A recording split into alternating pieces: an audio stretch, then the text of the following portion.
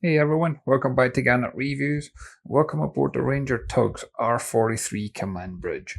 This is a flagship on the Ranger Tug lineup, and at the Fort Lauderdale Boat Show, this one was on offer for just over $1.2 million. She measures in at 46 feet 9 inches in length. She's got a beam of 14 feet, and with all the mass and canopies down, she's got a bridge clearance of 13 feet 9 inches, so she's perfect for the Great Loop. Boarding's easily done onto this extended bathing platform, and I really like the transom seating here. You can have this forward facing into the cockpit, you can have them facing each other, but it really does help expand this area out and utilise that space. But imagine being at anchor, what a great place to wake up and have your breakfast, something along those lines. You got pop-out seats at the side as well. I really like the decking that's on this one, it's soft and comfortable on your feet as you're walking through. And as I make my way into the accommodation, you'll notice we've got the galley right at the port hand side, but it's right at the entrance, so it makes it real easy to share snacks and refreshments. Very spacious seating at the saloon. You get seating on both the port and starboard side, and that way you can easily get probably about 6, maybe 8 adults in here in comfort. Pop-up TV for entertainment. That table in the saloon has got the lease where you can open and close that. You can see you get the full height refrigeration and freezer. And then at the saloon, this table drops down and actually becomes a double berth. So you're going to find this one's got 6 berths and 3 cabins if you include the saloon. The helm is to the starboard side, and I like the fact it's got a door access, so it's going to be a lot easier for close quarter manoeuvring and coming into the marina. But look at the setup, you've got the engine controls and joystick controls right at the helm seat itself, so that way you can sit back and relax as you're cruising. You got the AC vents right here as well. Large multifunction display. You got a smaller display up on the left hand side, the engine instrumentation, fusion stereo controls, wireless cell phone charger. And all these wraparound windows, they give great visibility, great amount of light, and we've got additional electronics overhead too.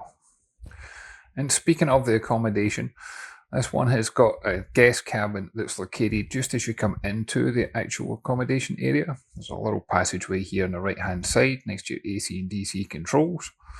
I like the fact that it's got the side windows on the hull. It's great visibility of the waterline, but also brings in natural light. But you've got a double berth in here. You could also use this as storage. There's a drop down TV overhead, and this cabin is actually fully ensuite. And in here you've got the toilet here. You got good standing headroom where you can use the shower. And speaking of a shower, this one's got the shower head at the sink. And that way you can just pull it out and use it that way.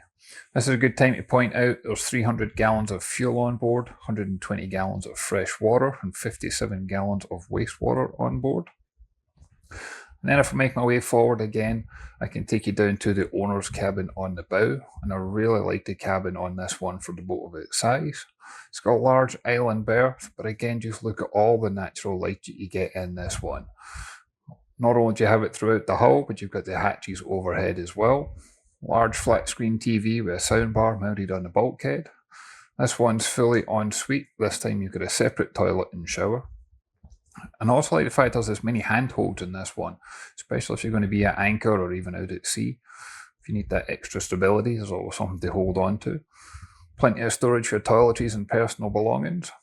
And there's a great amount of storage in this cabin in general. You've got a little desk area you can use for navigation, as an office or a vanity station, full height hanging locker space.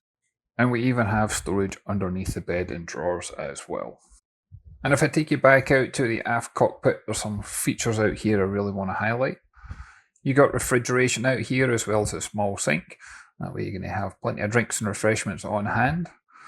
You get boarding access at the starboard side, but you've also got the joystick controls, making this really easy to do close quarter manoeuvring, bringing it in even single-handed for a boat of this size. You can climb up to the Flybridge from here, and I like the fact that it's as easy to get up to the Flybridge because there's plenty of space up here that you can have friends and family join you up here as you're cruising. And up here you're going to find that this one's got solar panels included, but it's also got a deck crane up here, and it's got the framework for holding the tender. And then as I squeeze past all the people, you'll notice that there's seating up here with another cockpit table.